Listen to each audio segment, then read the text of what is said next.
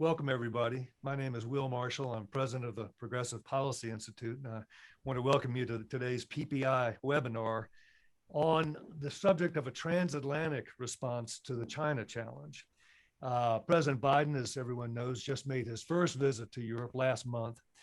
And he stressed there that the liberal democracies, Europe and the United States, are locked in a competition of systems with the autocratic powers of the world, but particularly with China. And he made a very strong case that for stronger transatlantic unity in meeting the multifaceted China challenge. That includes the crackdown on freedoms in Hong Kong, the brutal ethnic cleansing of the Uyghurs in Xinjiang province, China's predatory trade practices, including incessant cyber espionage and technology theft, the militarization of the seas surrounding China, and a kind of coercive diplomacy, a diplomacy of intimidation that's clearly intended to silence foreign critics of China. Now, I don't think that we in Europe and the United States really relish a new Cold War with China, but neither can we revert to the old policy of accommodating the peaceful rise of China that began in the 1990s. That policy sadly has failed to really liberalize China, as many of us who had hoped at the time. And in fact, the opposite has occurred under Xi Jinping. We've seen a backsliding to totalitarian rule in China, a kind of bristling nationalism at home, which we just heard in his speech on the occasion of the 100th anniversary of the Communist Party, and a more aggressive, assertive stance abroad. So President Biden is saying that the new policy ought to be one of strategic competition for political and economic leadership in the world. And I think he sees an opportunity to take advantage of the growing skepticism in Europe about China's intentions to revive the old habits of transatlantic cooperation that atrophied under Donald Trump. We're very fortunate today to be joined by three distinguished elected leaders from Europe and the United States to discuss the prospects for rebuilding transatlantic solidarity. So without further ado, let me introduce them and we'll get right into our conversation. First is my longtime friend, Reinhard Bütikofer. Reinhard is a member of the European Parliament from the German Green Party. He's a former head of that party. And he's also co-chairman of the European Green Party as well. Most relevant, perhaps for today's purposes, is that Reinhard chairs the European Parliament delegation for relations with China. And that capacity has really been warning about the divide and conquer diplomacy toward Europe that we've seen from Beijing. And for his troubles, he's been kind of designated, maybe unofficially, as a number one on China's sanction list, as I think about Europeans to try to punish. Congressman Gerry Connolly represents the is in a seventh term, representing Virginia's 11th district, is my neighbor, one district over. He has an extensive background as one of the key Democratic spokespersons for foreign policy, sits on the House Foreign Affairs Committee, and is co-chairman of the Congressional Caucus on Taiwan, which we'll want to talk about. He's also the president of the North Atlantic Treaty Organization Parliamentary Assembly. U.S. Representative Bera represents California's 7th district since 2013. He's the longest serving Indian American in Congress. He's also on the House Foreign Affairs Committee, serving on the subcommittee on Asia, the Pacific, Central Asia, and non-proliferation. I mean, that's a lot of territory to cover, Congressman. And he is also a doctor, and that's made him one of the leading, in his previous life, and that's made him one of the leading spokespersons on health policy in the Democratic Party. Both Gerry Connolly and Bera are key figures in the House New Democratic Coalition, which is the home of the pragmatic wing of the Democratic Party. So let me kick things off with you, Reinhard, please.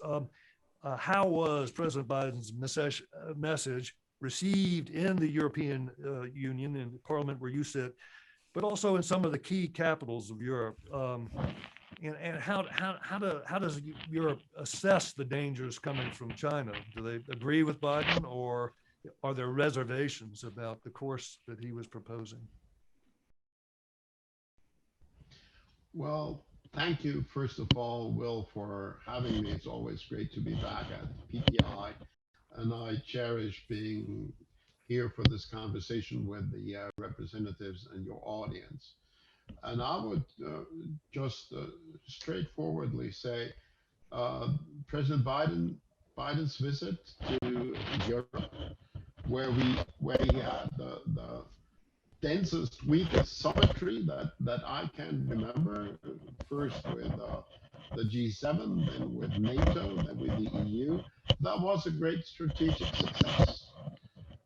Obviously, China had tried to drive a wedge between the European Union and the US by just 3 weeks before Biden came into office, uh, finalizing the so-called Comprehensive Agreement on Investment, where they were aided in particular by the uh, Chancellor Merkel, and who's, by the way, just today visiting Washington, and President Macron of France.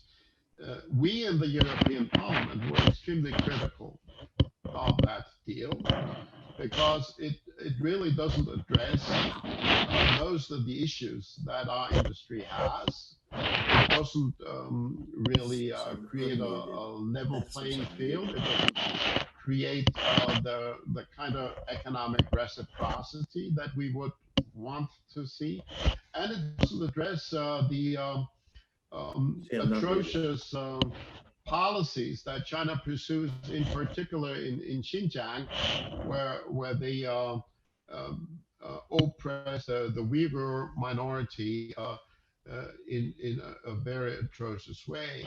Um, Biden was welcomed because he signaled that not only was the U.S. back in the business of uh, working with allies, which was an extremely important message, but also because he struck a tone that coincided somewhat, considerably, I would say, with the kind of analysis that we had made around Europe of where we stand with China. We say we are a competitor. We also look for cooperation, but um, we are, at any rate, systemic rivals. And that systemic rivalry has two main dimensions. On one hand, it's the rivalry between democracy and authoritarianism.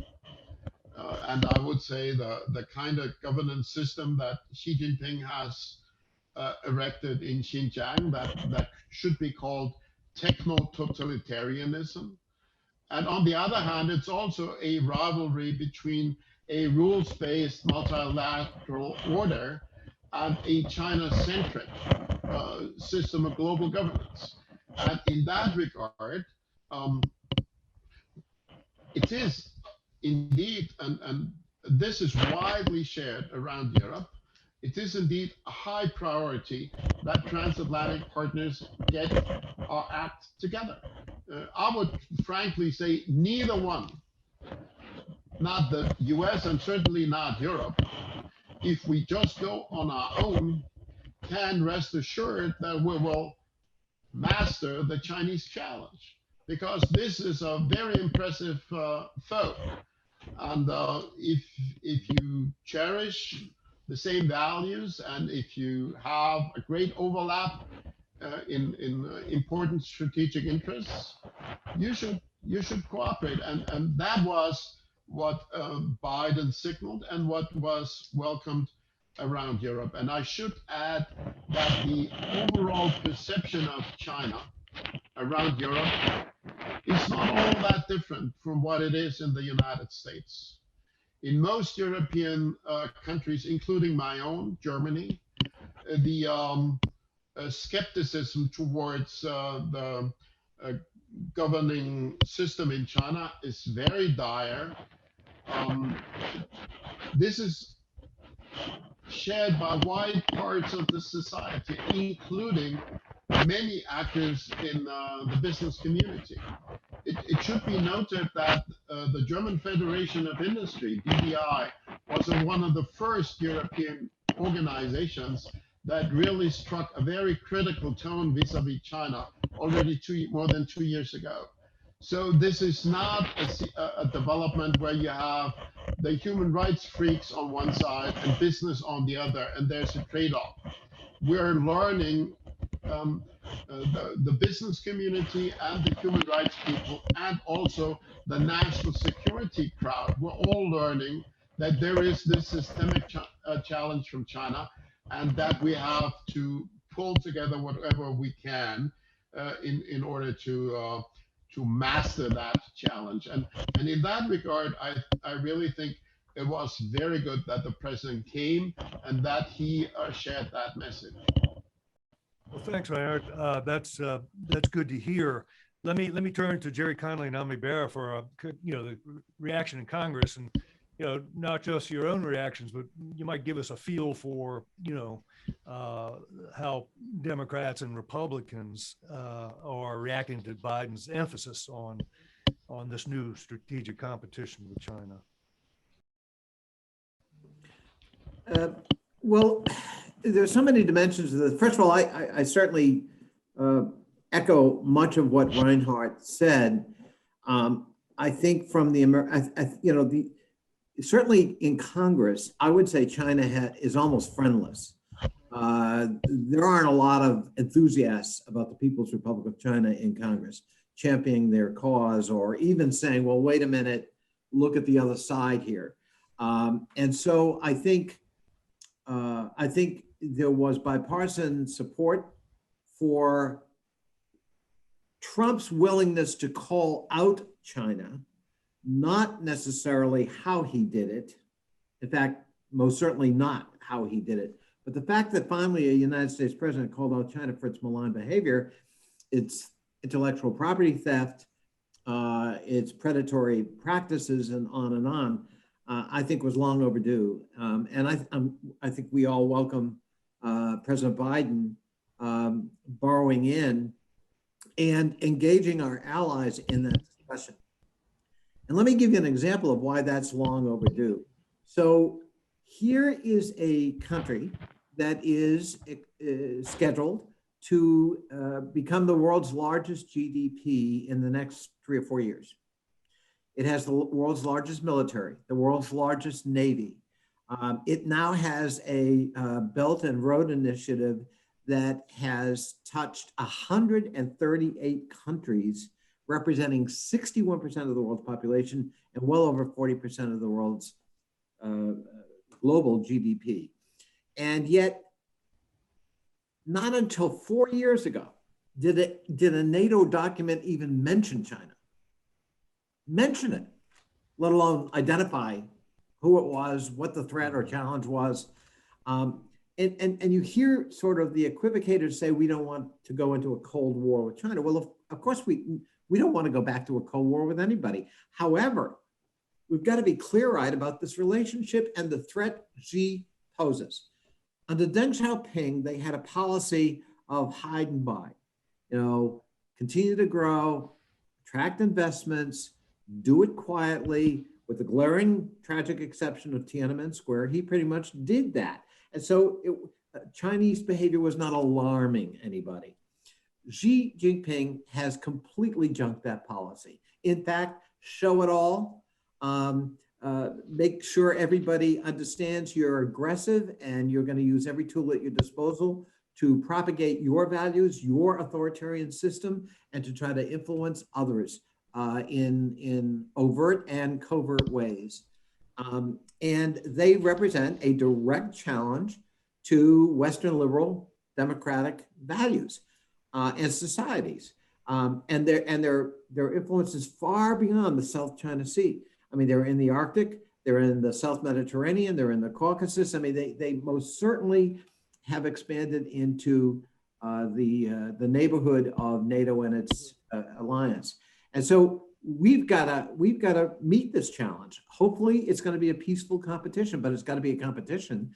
But we also cannot be into denial or magical thinking about who and what Xi Jinping is and the challenge, fundamental challenge it represents for our economies, but more importantly, the very societies we represent. Thank you. Yes, thank you. But I want to ask Ami, Bera, do you think that Democrats are united behind the kind of stance behind this and where do the Republicans fit on this? So one of the things that Biden proposed that was accepted, I guess, by Europe was that we have our own counter, a European and American counter to the Belt and Road Initiative, big infrastructure investments in the developing world, particularly in Africa, to counter China. Is that something that this Congress would actually support, do you think? And well, thanks for having me on. It's my honor to be on with Reinhard and my good friend Gerry Connolly. I agree with everything that both Reinhard and Gerry said. And on this issue of building a better world, that they talked about at the G7, plus the other leading democracies. I do think there's a coalition coming together, and I think that the Biden strategy of rebuilding these coalitions and multilateralism, that really was the exact opposite of what Donald Trump did in terms of blowing up some of these partnerships and alliances, really is the right strategy. Certainly in the region that I chair, Asia and the Pacific, on the subcommittee, we really are trying to work together as not just a Democratic strategy or Republican strategy, but what's an American strategy if we look at this great power competition. And I don't characterize it as the Cold War necessarily, because the Soviet Union was a different type of adversary. But this is a competition of ideas. As Gerry pointed out, the values that we share with our European counterparts, but also the values that we share with the mature democracies in Asia. So I actually think that in this case, Democrats and Republicans are pretty much on the same page. I mean, take out some of our domestic politics and so forth, but when we're looking at the rest of the world, and particularly with eyes on China, I think we are trying to craft a strategy. And you saw it in the Senate being able to come together to put together a big bill and get that passed in a bipartisan way. Gerry and I will be sitting in a big markup this afternoon. That may go on for a number of hours, but we're also putting together our package and our approach to China. And I just don't know that you would have seen that 4 years ago. But I clearly expect that we will pass something out of the House. We'll take the Senate bill. That'll go to conference, and that we will come together as Democrats and Republicans with the package that is a statement not of either party, but how we as America want to approach this power competition. But I do think President Biden's trip to the G7, his overtures to NATO have been very well received in Congress, and clearly the right things to do. I think the 2x2s that they've done with Japan and Korea, the overtures, elevating the Quad to the leaders level. And it's my hope that we're now able to take the transatlantic partnership and an Indo-Pacific, Trans-Pacific partnership and bring those coalitions together. Because I would argue that's the thing that China fears the most, is if these like-minded allies, like countries that share values of democracy, of human rights, of free markets, of a rules-based order of movement of goods and services, if we're able to pull that off and come together, then we're setting the rules of the road here. And I would just add one last thing on the Build Back Better world. I do think you will see countries coming together to leverage our aid and development resources. I think you're seeing it happen around vaccine diplomacy. Obviously, vaccines are the currency of the day. And as Europe gets to, critical mass of vaccinations, as we get to critical mass of vaccinations, I think we can work together to, obviously go to the rest of the world and help, show that not just America's back, but these democratic coalitions, these like valued countries are back, and we're at the playing field. Will, if I could just add Thank to you. what, Will, if I could just Sure. add one more dimension here, I do believe that this growing rivalry and threat, rivalry with and threat from China, is also going to rearrange relationships in other parts of the world. In addition to hopefully galvanizing our alliance, the North Atlantic Alliance, look at the relationship. I think it's going to create problems in the Pakistan relationship with the United States, but I think it's also going to drive India and the United States closer together than ever because of the sense of mutual threat, which is already proved kinetic. You know, that's not a theoretical threat, that's an actual military threat. Right. And I think you're going to see that pattern repeated, even with old adversaries like Vietnam. You know, they're going to find common cause with the United States because of that threat from the North and China. So China's aggression is going to have negative repercussions in many relationships for China too. And Will, if I could just add on to Thank you. Will, if I could just add on to Gerry, we've seen it in Australia as well, right? I mean, 2 or 3 years ago, I would have said Australia taking a very laissez-faire approach to China. China's ham-handed, you know, reaction to, you know, very minor issues with Australia really has pushed Australia into our direction as well. And I'd say that Australia-Sino relationship is at an all-time low as well.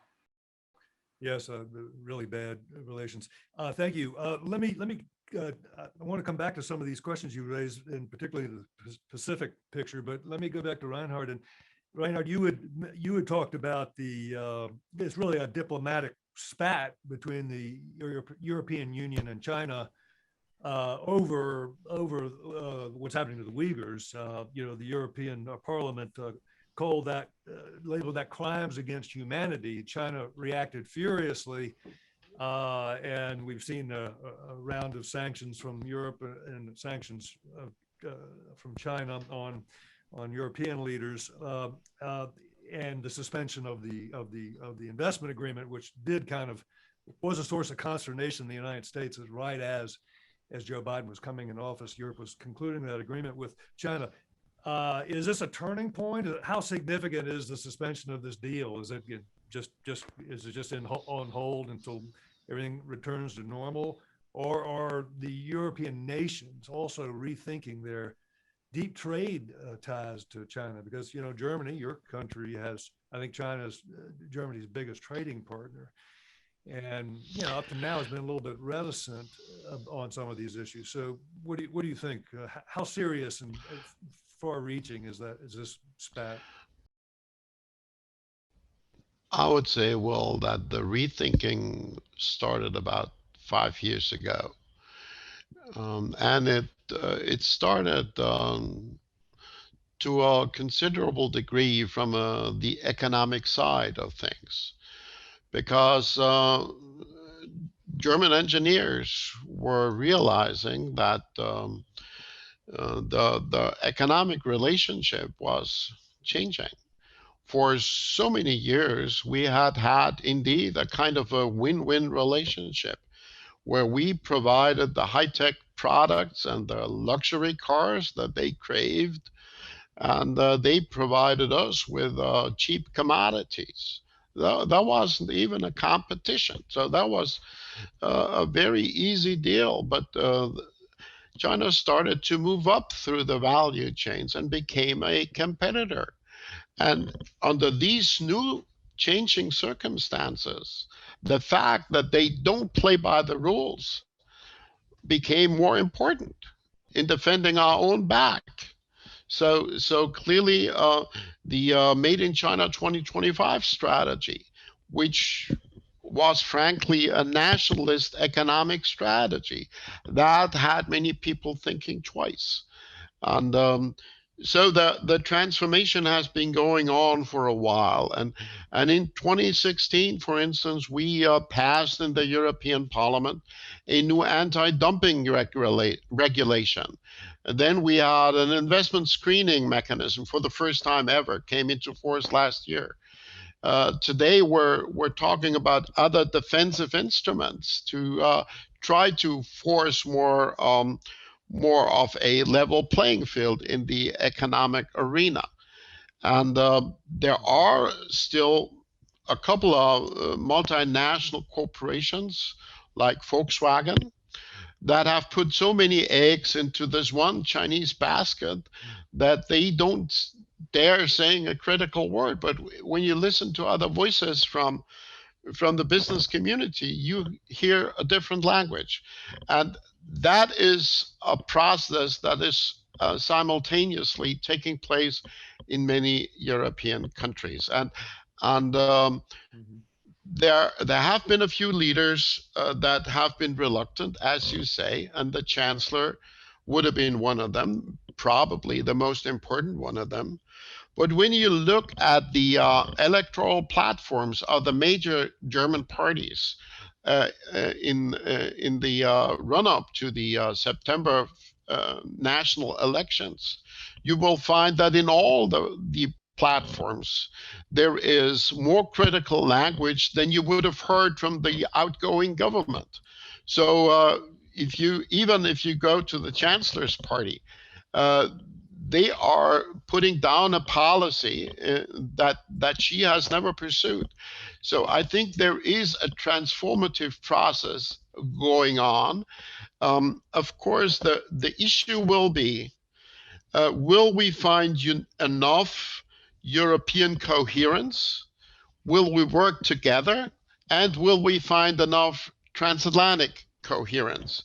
And of course, that has to be fostered from all sides participating in the effort.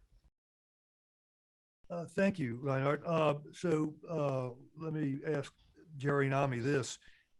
Do we need some kind of new forum, U.S. European forum, to discuss cooperation on policy toward China? That happens at your level, at the legislative level, but that is ongoing, so that we can really talk about the priorities of around which we cooperate and make this a centerpiece of the relationship. And if you think we should do that, I'd be interested in your thoughts and whether Congress would support it. But also, what do you think are our main sources of leverage, when it comes to dealing with China? What can we do that might affect their calculus and maybe get them to rethink what is a very assertive attempt to impose their model on the world? With respect to the first question, Will, I'm agnostic about that. I guess I'd like to see us use it's not mutually exclusive, but let's start by using the existing forums we've got to focus on this subject, because they have been really slow to come to the table on the subject. So we've got to reinvigorate this discussion in NATO. We've got to reinvigorate it with our European allies through the EU and multilateral mechanisms. And picking up on what Reinhard said, I will say I think the Europeans were slow to the game. And it was only after they saw some threats, and we pressed them on some threats like 5G and Huawei, but they also saw a whole new Chinese aggression. Hong Kong's a great example, but their genocidal activities with respect to the Uyghurs is another. Their willingness to actually get into kinetic activity on the Indian border, their encroachment in the South China Sea in the most aggressive way, right? Actually building man-made islands in order to then claim territorial waters, which encroach on the Philippines, Malaysia, Vietnam, Japan, Indonesia. These are very threatening kinds of moves. And also seeing the sort of malign predatory financing mechanisms they're using to entrap developing countries, like Sri Lanka maybe is the most dramatic example, that also then have strategic consequences, because now they have control over the port of Hambantota in the southern part of Sri Lanka, by which a third of all world shipping passes. What could go wrong with that? And they're right there in the Indian sphere of influence, or what ought to be. So, I also do think the pandemic has helped us understand more. We allowed things to creep. in the name of trade and investment is good. And the more economic ties we have with each other, the more interdependence, the more we keep a check on malign behavior. Well, during the pandemic, we discovered that there were supply chains, critical supply chains, like PPE, like medical and antibiotic drug chains, in which we were over 80% reliant on one source, China.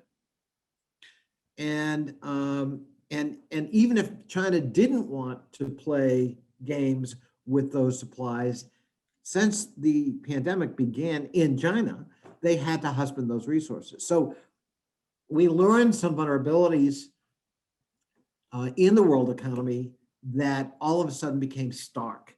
And I think that created a new commonality with friends and allies and other trading partners that have to be addressed, How, and final point, your question, how do we sort of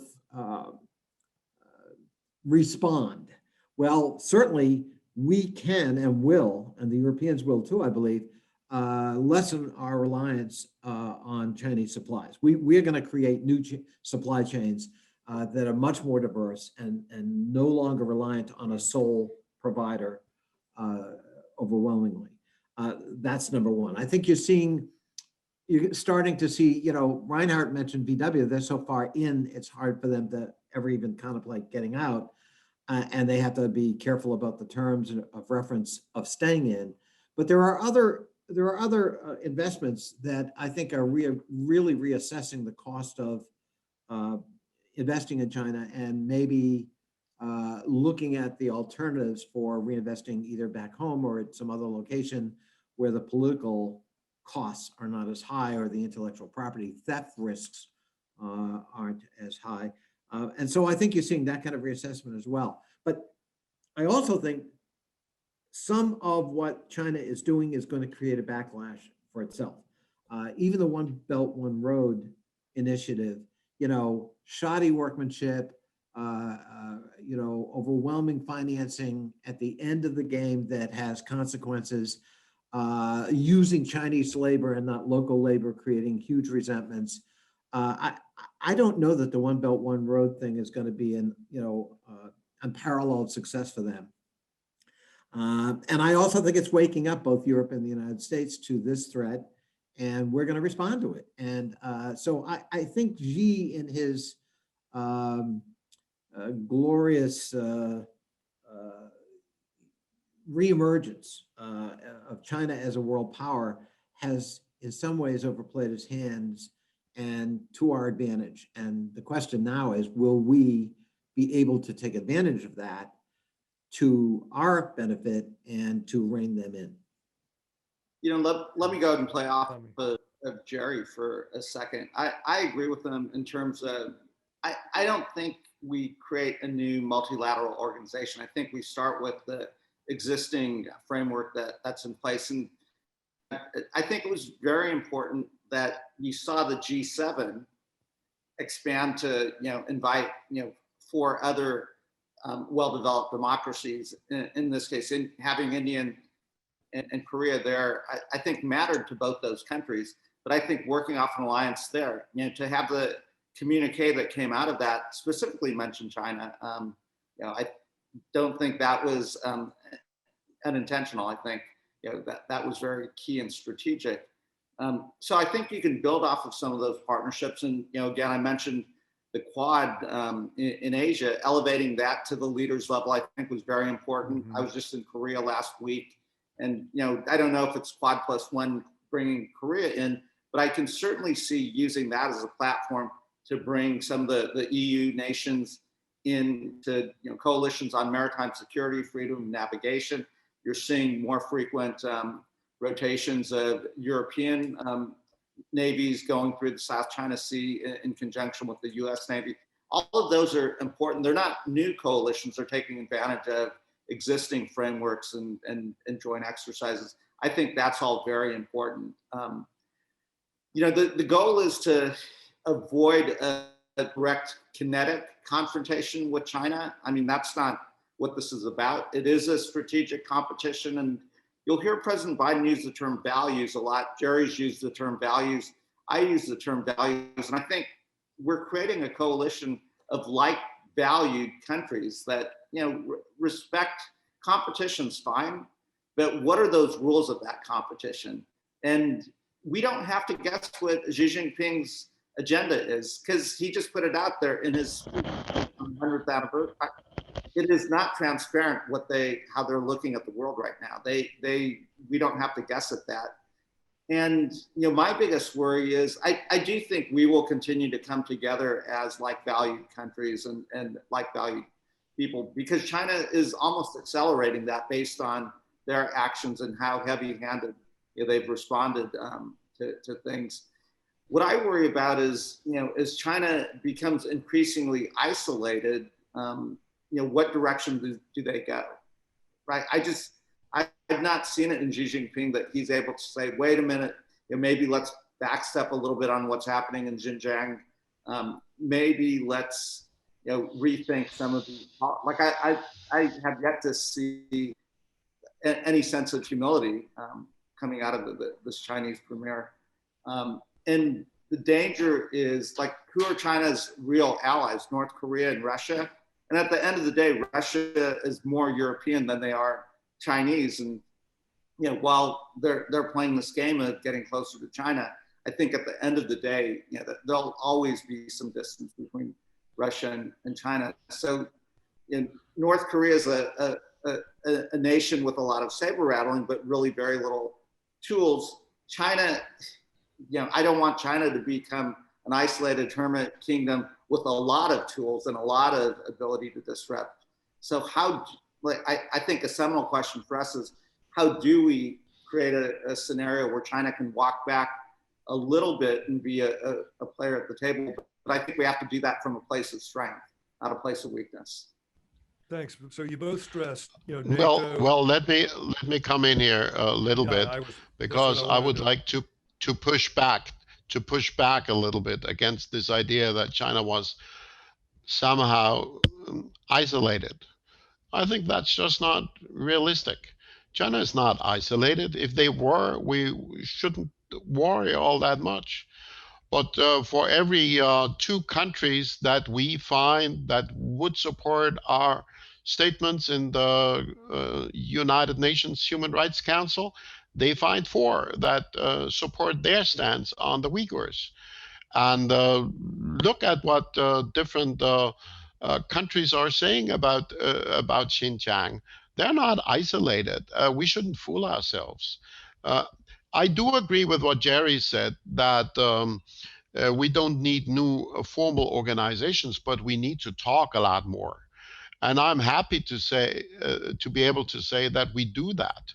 So we have created a new transatlantic dialogue on China, and Wendy Sherman visited Brussels just a few weeks ago for the first formal meeting in that context. And we also have cooperation and collaboration and discussions between members of the European Parliament, members of national parliaments, and members of Congress in the Interparliamentary Alliance on China. So there is a lot to be discussed. And just yesterday, the Aspen Institute, together with the Munich Security Conference and the German think tank MERIX, published a strategy paper on transatlantic cooperation on China, and that listed quite a few urgent issues that we should tackle. And if we want to do that, we have to do it in the right spirit. And there I want to contradict Gerry a little bit. Gerry said, oh, we pressed the Europeans on 5G and then they moved. Well, that attitude is not conducive to a good collaboration. We're not pushing back against 5G inclusion of Huawei because we want to do the US a favor. I was probably one of the first European legislators who clearly signed an alarm over Huawei and 5G. But we didn't do that to do the US a favor, because we wanted to defend our own ass, because we wanted to defend our own national security interests. And I think it has to be understood in Washington that this is not the old pre-Trump, pre-Obama kind of relationship. I would borrow a phrase from President George Herbert Walker Bush, who 30 years ago said, we should build a partnership in leadership. This is what we need to do. I don't think it will be helpful around Europe. And I think just because I want to have this cooperation, I have to emphasize this. Being told by Washington what to do is not helping building an alliance vis-a-vis China. So let's be partners and act as partners. You know, I would like to respond. First of all, I think Reinhard mischaracterized what I said. What I said was that I felt the Europeans might have been a little late to the game in understanding some of the threats from China, like Huawei and 5G. And I stand by that. I was at the Munich Security Conference a few years ago where we were still trying to persuade European allies as to the nature of the threat. And it was, by the way, one of those allies was Great Britain, which had already proceeded down the road pretty far in working with Huawei, and the United States had to, really work hard with them. But nobody was saying you need to do what we tell you. But I do think the United States gets to engage, gets to share its opinion, gets to try to urge and encourage and exhort allies from our perspective to recognize the threat and respond to it. That doesn't mean that at times the Europeans see the threat before us. I mean, God knows in the last 4 years, thank God, there were governments like yours, Reinhard, who held the torch when ours was very wobbly. And I certainly agree with you, this is not a time for the United States to be dictating or patronizing. But I also think you would recognize that, I'm looking at it from a NATO perspective with 30 nations. And I look at some of our friends who are pretty squishy on some of these subjects. And that's why I think we do need a dialogue, but we also need to have a lot of clarity about the nature of the threat and some of the prescriptions for responding to it. Thank you. And Will, if I could, can I just say that? Yeah. It's not that I think China's in isolation right now. It clearly isn't. It's clearly active in international organizations. And as Gerry alluded, the last 4 years, the fact that the United States was not even sitting at the table engaging in these conversations was a bad idea. It is, though, that I can see a scenario where as we build these coalitions, as we come together, had you asked me 4 or 5 years ago, I would have said we would have passed the Trans-Pacific Partnership.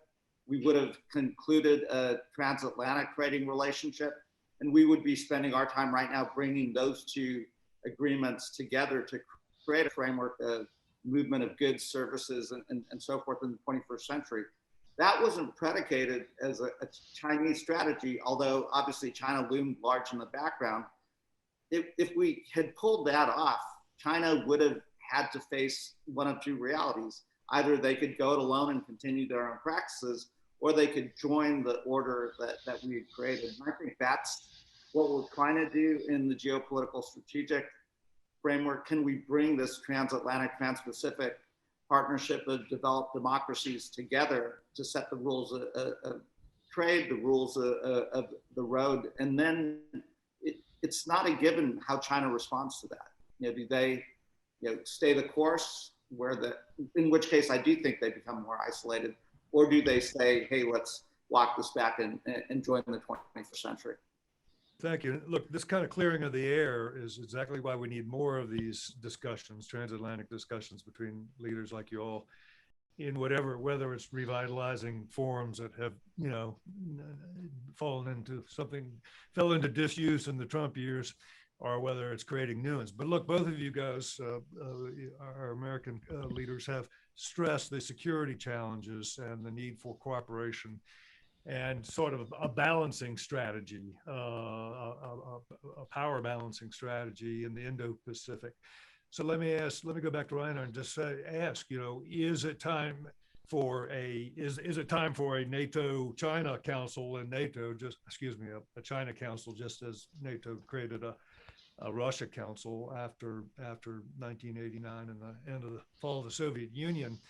And how worried are Europeans about being dragged into a kind of confrontation by the United States, most likely over Taiwan, I assume, in the South China Sea, East China Sea. So, you know, is there deep apprehension there? And I should say, add in fairness, you know, we have Joe Biden in office now, but who knows, you know, who might succeed him given recent history. But give us your views on the prospects for security collaboration in the Pacific. Well, first of all, I'm happy that finally NATO, as Gerry just said a while ago, NATO has started looking at China and acknowledging that even though China is not an Atlantic power, it influences security also. In the treaty, the region that the treaty covers. On the other side, NATO has no business in the Indo-Pacific, and President Macron, in his reaction to some journalists' questions after the G7, frankly said so. We're not a Pacific organization. That does not mean that we have nothing to do with the security concerns. And I think it's a positive that increasingly European nations are sailing some of their ships through the South China Sea, maybe also through the Taiwan Straits. Even though everybody understands that militarily that doesn't change the balance one iota. It has a symbolic value. It creates an important signal that where we stand. But the security contribution that European nations can really make is in securing Europe and its wider neighborhood.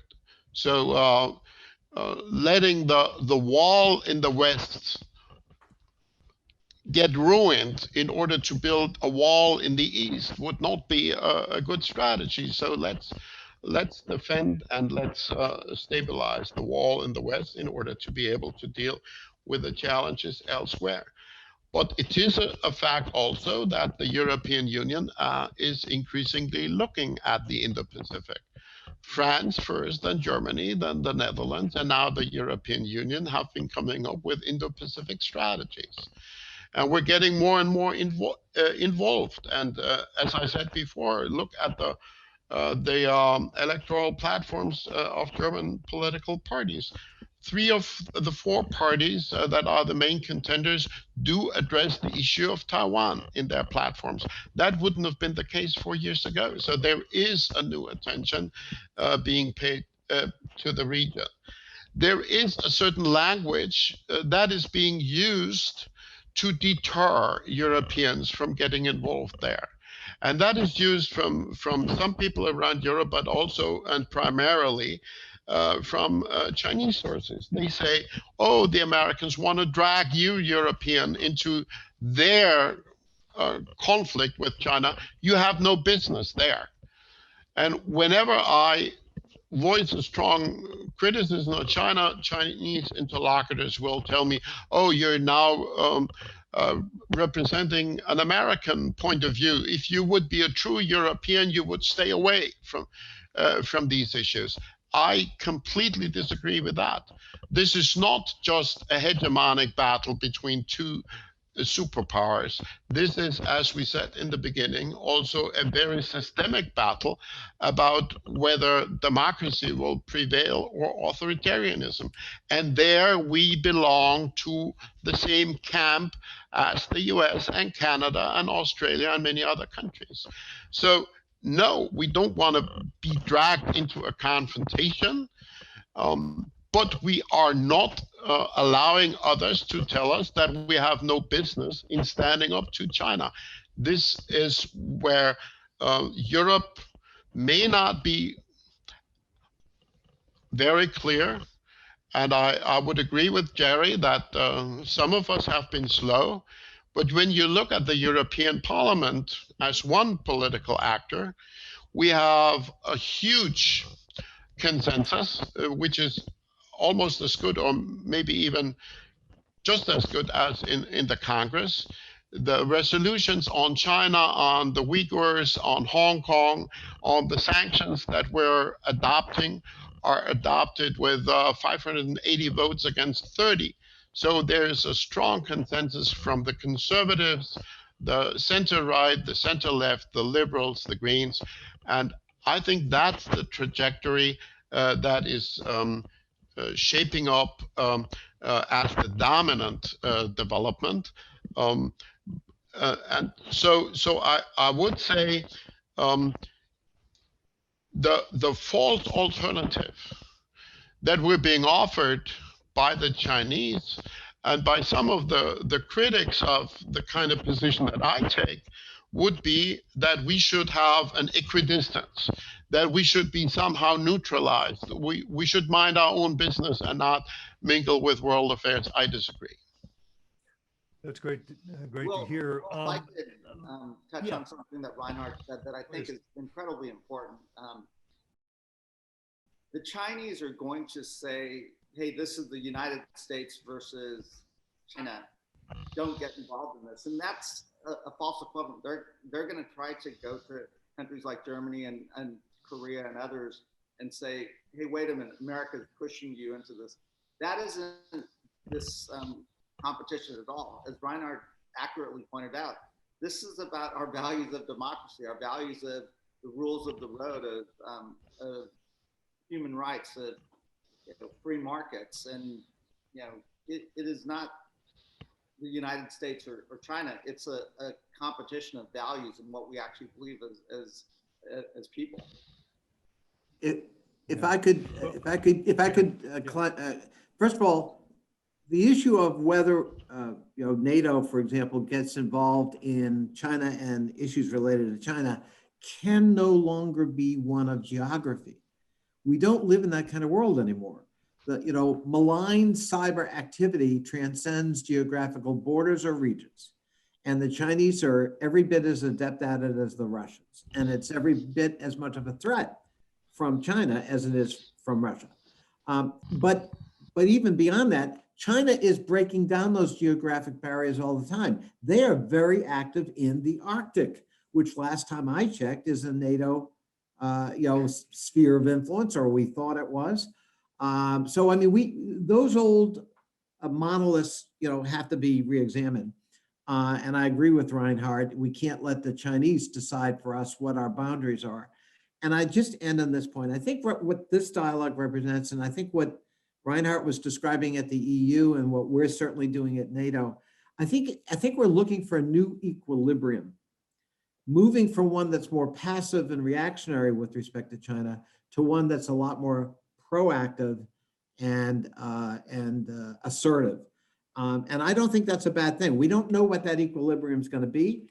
For some Europeans, it's going to be different than it is for North Americans. And that's okay, because that's why we have the alliance. But we are moving, I think, to a more assertive, proactive equilibrium. And I think we're in the process of, helping to define that. And I think I agree with Ami that President Biden, in his visits both to G7 and to NATO and with the EU, I think helped move that discussion and provide clarity for that as we progress. Well, we have so much to say and so little time to say it. And I'm told we're running toward the end of the show, which is too bad because this is fascinating. But I do want to try to get one more topic on the table if I could. And that is turning to an area where we need more cooperation with China. A lot of what I've heard is we've got to get stronger. We've got to become more united. We have to raise our game economically, in military terms, politically, vis-a-vis China. But we do need China's help on climate. China's the world's biggest greenhouse gas emitter, emits more, 2.5 times as much as the United States, and more than all the developed world combined. we can't reach any of these ambitious Paris Accords or goals, or Biden's goal of net zero global emissions by 2050 if China doesn't change the course it's on. We just saw a letter, 40 left-leaning groups in the United States sent a letter to you guys in Congress saying, let's not get into a confrontation with China on, presumably on human rights. They didn't say that, but let's not get into a confrontation with China, because we need to give top priority to climate change cooperation with China. Just give me, let me start with you, Gerry and Ami first. Please give me your reactions to that letter and to that argument. Well, but how do we get China to the table and cooperative, let me just say while doing everything we talked about previously? Yeah. My reaction to that letter, without having seen the letter, so only how you've described it, I just think it's a false dichotomy. I don't think it's an either or proposition. I think we can be competitive with and even confrontational with China if we need to be, but that doesn't preclude cooperation in other areas. Witness our relationship longstanding with Russia and its predecessor, the Soviet Union. We can actually do both, and we need to. So I'd have, climate change, I think is one area of absolute cooperation. Obviously there are lots of areas of economic cooperation that need to be examined and re-examined in terms of overdependence. But I do think there are still lots of opportunities for economic cooperation as we move forward. And hopefully that's how it evolves so that we don't get into conflict. But certainly, listen, it's in China's interest to cooperate on issues like proliferation, climate change, trade and investment rules in terms of the global economy and the like. And so I think we should exploit common ground wherever we can. And certainly that's something we hear from our European allies as well. They want to do that. And I think they're right in that respect. And we ought to be supportive and looking for ways to do that, while at the same time, as I said, being very clear-eyed and very coherent and cogent on where we disagree and where we're certainly going to protect our interest. I would just say I agree with everything that Gerry just said. And, while I agree with the premise of the letter that China needs to address climate change, the tactic of saying, well, let's go soft on China, China will exploit that. We have to address this from a place of strength, and just getting China to do what everyone else is already trying to do. That, again, we've got to push China in that direction, but do it from a place of strength, not a place of weakness. And on that point, and on Gerry's point of economic cooperation in addition to climate cooperation, just very quickly, is there any renewed interest in America getting into TPP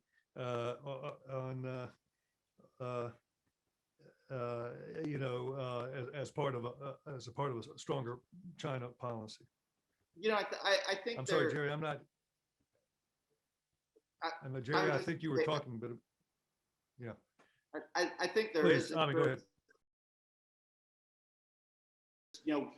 As much as I'd love for us to get into CPTPP, maybe that's a bridge too far at this point, but could we do a digital trade deal?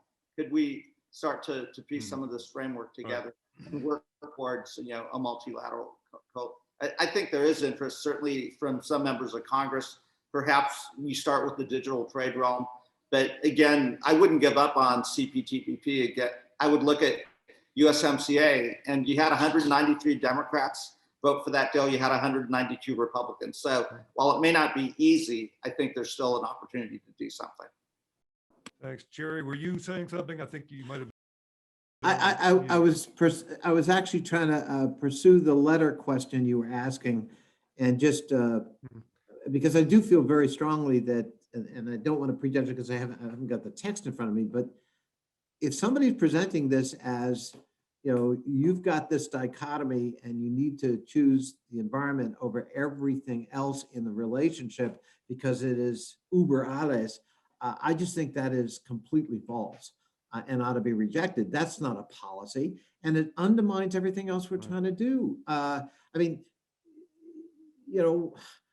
We've shot ourselves in the foot in the last 4 years by getting out of JCPOA, the Iran nuclear agreement. And we're desperately now trying to revive it. The only, no one benefited from that other than the hardliners in Tehran. We shot ourselves in the foot, and Ami and I were two lonely Democrats who supported the TPP, the Trans-Pacific Partnership, but that would have undergirded 40% of all world trade. It would have made sure that we operated by Western commercial codes and rules of engagement with respect to the environment and human rights and labor law. And we walked away from it. And the only people who benefited from that were the Chinese in Beijing. And so we've done some really self-defeating things that must cause our European allies to still scratch their heads. We've got some catch up to do.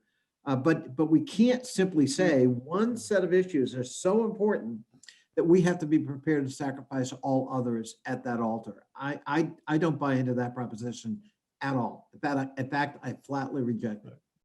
Huge missed opportunity in trade and TPP, but we are about out of time. So the last word to Reinhard. Reinhard, talk about this tension. You represent the German Greens. Is this a serious argument in Europe that if we get into a confrontation with China, then we may lose their cooperation on climate change and Paris, making the Paris Accords work? Your reflections on that, please, and any final word on what you would like to hear from the Biden administration on this topic, please, and then we'll have to end. Well, I don't believe for a second that China will reduce 1 ton of CO2 more because we shut up and don't criticize their atrocious track record with regard to human rights. It's just not real. There are a lot of people who say China is an indispensable partner for climate policy. And I would say, yes, indispensable indeed, but are they really a partner? When you look at the 14th five-year plan, you don't see much of a partnership there. You don't see much of ambition there. And we should not mistake our hope for the reality. I would hope that they would partner with us, but I have seen that when Trump withdrew from the Paris Accord, then the Chinese started wavering and saying, well, maybe we will postpone. And when other countries upped their game, and when Biden came back and reiterated the pledge for the U.S. that the U.S. would team up with others, then Xi Jinping responded to that in his speech at the United Nations General Assembly, even though the speech per se is not a guarantee for anything. So I think we should try to find opportunities for partnership. I would also assume that there will be competition over some of these issues with China, but we have to walk on 2 feet. We cannot sacrifice human rights and values on the altar of a vague promise that China will act on climate just because we stop criticizing them. That would be playing their game. That's not our game. And what I would hope from the Biden administration is that they would put a lot of more flesh on the bones of the promise from USTR Catherine Tai that they want to turn trade into a tool for green transformation of our economies. Greening trade should be a priority for transatlantic partners. I just want to say to my friend Reinhard, genau.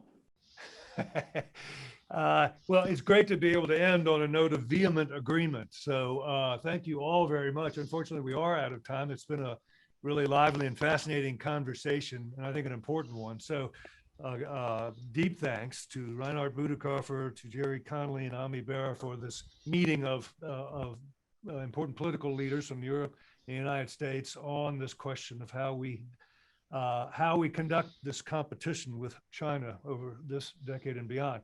So, gentlemen, thank you so much for devoting the time to it, and to be continued.